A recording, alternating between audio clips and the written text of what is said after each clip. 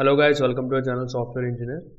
చాలా రోజుల నుంచి ఈ టాపిక్ పైన అయితే వీడియో చేద్దాం అనుకున్నాను. అండ్ కొంతమంది అడిగారు కూడా ఈ టాపిక్ గురించి. సో నాకు టైం దొరక్క నేను ఈ వీడియో అయితే చేయలేదు. అండ్ ఈ టాపిక్ ఇప్పుడు నాకు ఎందుకు గుర్తొచ్చిందంటే నేను కూడా ఈ టాపిక్ రిలేటెడ్గా వర్క్ చేస్తాను ఈ మధ్యన. సో దీని గురించి చెప్దామని చెప్పి నేను ఈ వీడియో అయితే చేస్తున్నాను.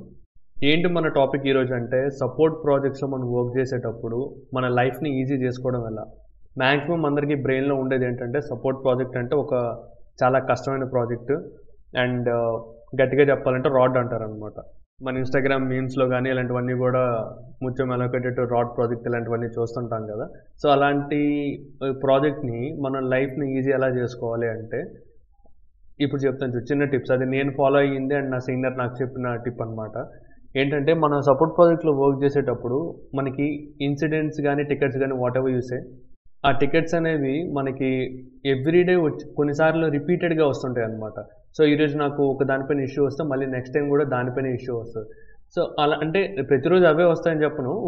మనకి ఈరోజు 10 రేపు ఒక 10 వస్తాయి. ఈరోజు వచ్చిన 5 రేపు కామన్గా ఉండొచ్చు, రేపు వచ్చిన 10లో కూడా.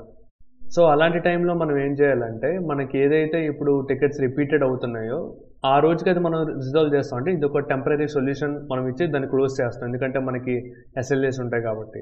అండ్ ఇప్పుడు మనకి ఏదైతే ఎస్ఎల్ఏ అంటే సర్వీస్ లెవెల్ అగ్రిమెంట్, ఒకవేళ తెలియని వాళ్ళు ఎవరైనా వీడియో చూస్తే దానికోసం చెప్తున్నాను. ఒక టికెట్ ఏదైనా మనకి అసైన్ అయితే ఇన్సిడెంట్ కానీ, మనం ఇంత టైంలోని దాన్ని రిజాల్వ్ చేయాలని ఉంటుంది అనమాట. 3 days 2 days 1 day సంథింగ్ అలా అనమాట, ప్రయారిటీ బట్టి. సో ఇప్పుడు మనకి ఆ టికెట్స్ ఏదైతే రిపీటెడ్గా వస్తున్నాయో దాన్ని మనం నోట్ చేసి పెట్టుకోవాలన్నమాట. ఇష్యూ ఏంటి, ఎందుకు ఇలా వస్తుందని చెప్పి. ఎప్పుడైనా మనకు ఫ్రీ టైం దొరికేటప్పుడు ఆర్ఎల్స్ సమ్ వీకెండ్స్లో నేను వర్క్ చేయమని చెప్పను. ఒకవేళ ఇష్యూ రిపీటెడ్గా వస్తే దానివల్ల మనకి హెడ్ఏక్ అవుతుందని మీకు అనిపిస్తే, ఎప్పుడైనా ఖాళీ టైంలో కొంచెం టైం స్పెండ్ చేయండి దానికోసం.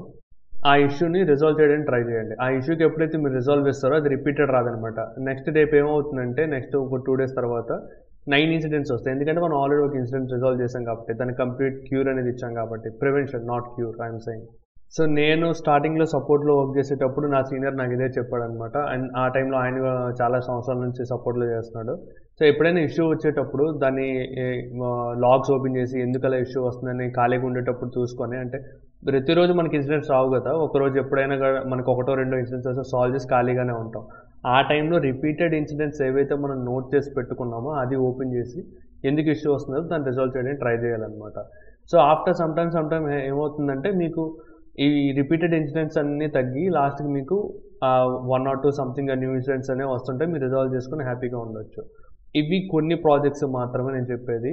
అండ్ కొన్ని ప్రాజెక్ట్స్ ఉంటాయి ఏంటంటే, మీరు ఎన్ని ఇన్సిడెంట్స్ రిజాల్వ్ చేసినా, సొల్యూషన్ ఇచ్చినా కూడా ఇంకా కొత్తవి వస్తూనే ఉంటాయి, న్యూ వర్క్ వస్తూనే ఉంటుంది. అండ్ కొన్ని టైమ్స్ ఏమవుతుందంటే, development team project hand over ఇచ్చేసిన తర్వాత సపోర్ట్ టీమ్కి నెక్స్ట్ వచ్చే డెవలప్మెంట్స్ అన్నీ కూడా సపోర్ట్ టీమ్ చేయాల్సి వస్తుంది కొన్ని క్లయింట్స్కి.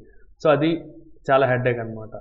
అలాంటి హెడ్ఏక్స్ ఎక్కడైతే ఉంటాయో అలాంటి ప్రాజెక్ట్ నుంచి నాకు తెలిసి మీరు రిలీజ్ తీసుకోవడం మంచిది. రిలీజ్ ఎలా ఇస్తారంటే, మీ సపోర్ట్ మేనేజర్ ఉంటారు కదా, ఆయనతో మాట్లాడి మీరు వేరే ప్రాజెక్ట్స్కో డెవలప్మెంట్ ప్రాజెక్ట్కో వెళ్ళిపోవడం మంచిది అనమాట. ఎందుకంటే అలాంటి ప్రాజెక్ట్స్లో ఎప్పటికీ మనకి వర్క్ అనేది తగ్గదు.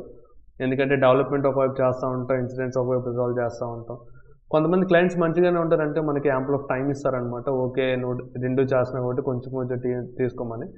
అండ్ ఇలాంటి రాడ్ ప్రాజెక్ట్స్లో మీలాగా మాట్లాడితే, రాడ్ ప్రాజెక్ట్స్లో ఏంటంటే, ఇలాంటి మనకు ఒక పెద్ద టీం ఉందనుకోండి సపోర్ట్లో, then we can do.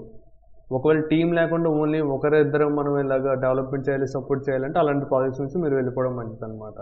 And సింపుల్గా మీరు ఇన్సిడెంట్స్ రిజాల్వ్ చేస్తూ ఉంటే, న్యూ ఇన్సిడెంట్స్ రిపీటెడ్ అవ్వకుండా ఉంటే మీ లైఫ్ హ్యాపీగా ఉంటుంది. That's it for today. ఇదేనా టిప్ అనమాట, మీరు కూడా ఫాలో అవ్వండి. ఇంకా మీకు ఏమైనా డౌట్స్ ఉంటే కామెంట్ సెక్షన్లో మెన్షన్ చేయండి, తప్పకుండా నేను రిప్లై ఇస్తాను. అండ్ మీకు ఏదైనా టాపిక్ మీద వీడియో కావాలనుకుంటే అది కూడా మెన్షన్ చేయండి, తప్పకుండా వీడియో చేస్తాను. That's it for today, signing off.